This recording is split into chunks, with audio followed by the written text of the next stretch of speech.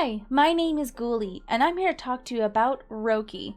Originally released on July 23rd, 2020 and developed by Polygon Treehouse, Röki is an atmospheric point-and-click available on PC, Nintendo Switch, PS5, and Xbox Series XS. I'm going to tackle this at the beginning. This game features creatures and names from Nordic, Scandinavian, Germanic folklore, and as someone whose only language is English, I will accidentally butcher these names. I am going to try my best, but sorry in advance. You play as Tove, a young girl who lives in the woods with her father Henrik and her younger brother Lush. Then, one night, a pitch-black monster from a fairy tale kidnaps Lush and flees into a magical portal. Tove follows the monster and finds herself in an enchanted forest with talking trees, trolls, and a fungal blight. Solve the puzzles, befriend the forest's magical denizens, and outsmart enemies to help Tove rescue her little brother before it's too late. If this is the first review video of mine you are watching, know my reviews tend to be more positive as I review only games I've enjoyed regardless of any criticism I do have. I also try to be as spoiler-free as possible, and unless it's a farming sim, I have played the game to its completion. If you want to see me play games in real time, I stream over on Twitch a few days a week. So, let's jump in, starting off with the story. The story begins with Tove and Lush playing games on their way home. We find out that Lush can see creatures that Tove cannot, like a troll under the bridge. As they arrive home and interact with things outside, Tove's comments begin to paint a picture. Ava, Tove and Lush's mother, passed away shortly after giving birth to Lush, and Henrik, consumed by his grief, spends his day sleeping in his rocking chair. That evening, Tove reads Lush a bedtime story, one her mother read to her. It's about the 4 forest guardians and a baby. The fairy tale talks about how one of the guardians, the raven, fell in love with a human, took human form, and became pregnant. However, because the child was half human, wild and dangerous, the remaining guardians imprisoned their sister and her child. That same night, a pitch-black monster attacks the children's home. Tove and Lush manage to escape as the burning house collapses on their father. But during their escape, they get separated and Lush is taken by the monster. Tove finds Lush as the monster drags him through a portal. Tove barely manages to jump in before it closes and finds herself in the enchanted version of the forest. There she learns that she must wake up the other guardians in order to save her brother. While on this adventure, she meets talking trees, trolls, and other creatures who either help or hinder her quest. Help her solve puzzles, defeat foes, and conquer her fears. The story of Röki is straightforward. Like with most games of this genre, the plot is linear with no multiple endings, but it has a sweet message about family and forgiveness, both of yourself and others. Now, let's get to the characters. Like most point-and-click games, there is less focus on characterization and more on the puzzles. That doesn't mean Röki is lacking. The main character, Tove, has her own emotional adventure.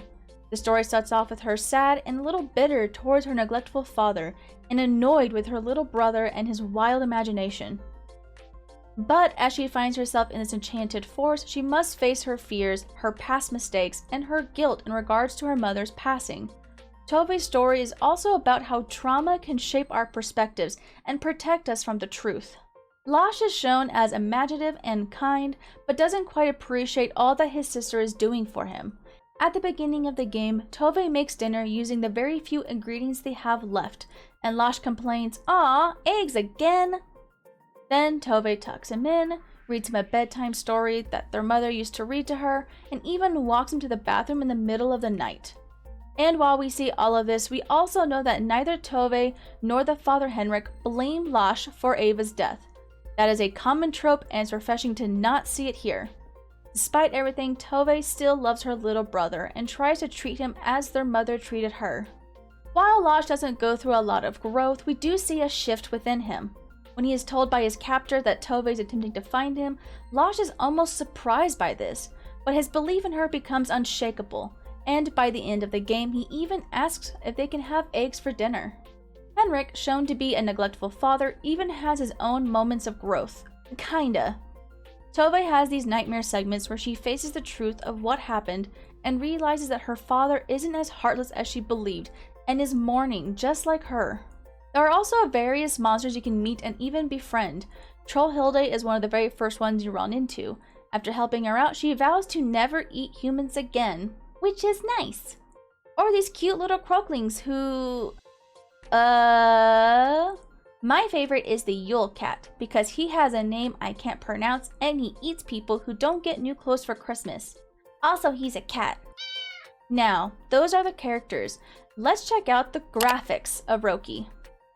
I really like the art style of Röki. It has an interesting cel-shaded style that makes everything look like a fairy tale picture book. The animated backgrounds and foregrounds are beautiful. The smaller details like the gentle snowfall, the swaying trees, and floating purple spores as the disease spreads, minor details that build upon the world. The environment changes from snowy hills to underground temples to wet caves, but none of them seemed out of place.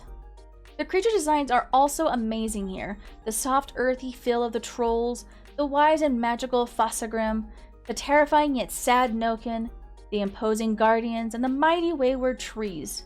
Röki is a beautiful game. It does have a few graphical bugs, but nothing game-breaking, just small clippings here and there, and a possessed rocking chair. Now, let's check out the audio. The music of Röki is beautiful, soft instrumentals to set up the magical, whimsical vibe of the game.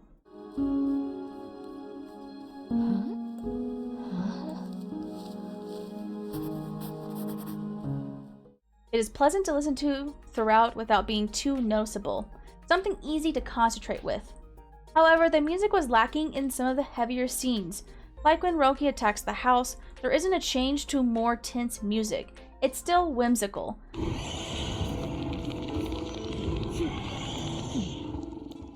A burning house falls on Tovei's dad and the same music as before. It's an interesting choice for sure.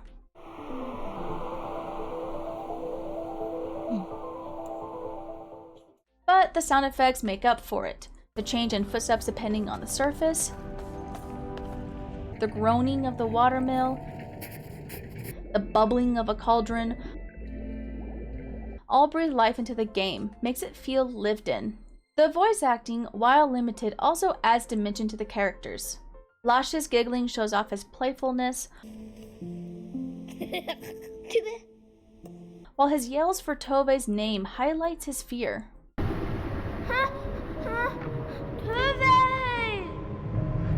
Tovei's little chirp she does when she accomplishes things.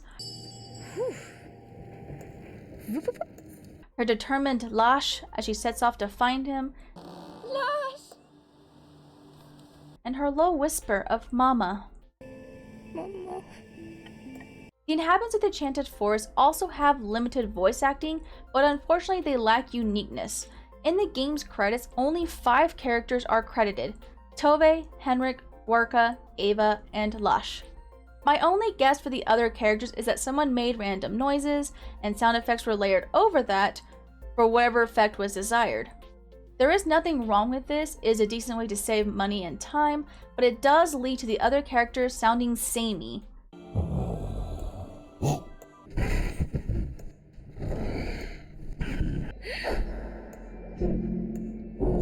But let me know what you think down below. Let's talk about gameplay. Röki plays like other point-and-click games. You pick up random items in your surroundings, use them to solve problems. While Röki does share some of the pitfalls of that genre, it also has several quality of life features. Let's start with the good. Röki has a feature that allows you to briefly highlight interactable objects. This includes collectibles, objects you can use, and things you can use items on. This is nice to have because it removes the guessing game of, can I pick this up? What about this? What's usable in this room? It's definitely a quality of life feature that more point-and-click games should include. Another nice feature Röki has is fast travel. Once you help out the mother tree, you can travel through her and her children after waking each of them up. While the map isn't that big, it's big enough that being able to speed around is just a nice thing to have. Now the bad. Röki unfortunately has some of the common problems in the point-and-click genre, one of which is that sometimes I had no idea what to do next. While the journal updated when you found or solved something, it wasn't always clear what was next, which resulted in me running around trying to see what I could do with what I had. Sometimes the Tree of Many offered a suggestion, other times I was stuck. I think having a special indicator in the journal or on the map to say, hey, this place is completely done, would have helped with that. Another pitfall that Röki fell into was providing problems and their solutions far apart enough that I did not connect that they were related. This may be more of a me thing or the fact that I was streaming it across multiple days, but again, I think this could have been circumvented by having an indicator that an area is completed or still has things to do there. Lastly, the achievements. Getting the achievements of Röki is a pain, unfortunately. The game does not have a chapter select or the ability to go back into the game after finishing it and wrapping things up. If you miss anything in your first playthrough like I did, you have to start completely over. This wouldn't be so bad if there were skippable cutscenes or animations, but you can't skip anything. Not only that, but there is an achievement/badge that requires you to get all of the other badges in a single playthrough. So even though you got an achievement in a previous playthrough, you'll need to do it again in a different playthrough to 100% the game. I was in the middle of a second playthrough in an attempt to 100% the game, but about 3 hours in, one of the badges got bugged and I was not given it despite fulfilling the requirements, which means I would need to start over from the beginning again. So I'm saving this for a rainy day. Röki is a game with beautiful graphics, beautiful music, and solid gameplay. The characters are charming and engaging. While the game has its flaws, the good vastly outweighs the bad. It took me about 11 hours to complete one playthrough, which is a decent amount of time for a puzzle game.